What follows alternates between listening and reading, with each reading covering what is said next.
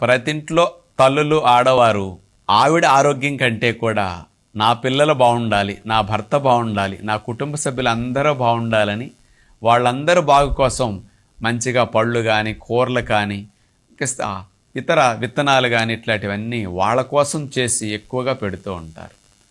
అందరూ తింటే డబ్బులు అవుతాయని ఈవిడ మాత్రం ఖర్చు అని ఆలోచించి పళ్ళు జ్యూసులు విత్తనాలు ఇలాంటి వాటిని ఈవిడ తినకుండా శ్రద్ధ చేస్తూ ఉంటారు. కుటుంబంలో ఒక స్త్రీ మూలపడితే ఫ్యామిలీ అంతా మూలపడినట్లే. నా విజ్ఞప్తి ఏమిటంటే పిల్లల కంటే భర్త కంటే వాళ్ళ మంచి చెడు చూసే స్త్రీలు తల్లులు ఆరోగ్యంగా ఉంటే ఫ్యామిలీ అంతటినీ సంరక్షించవచ్చు.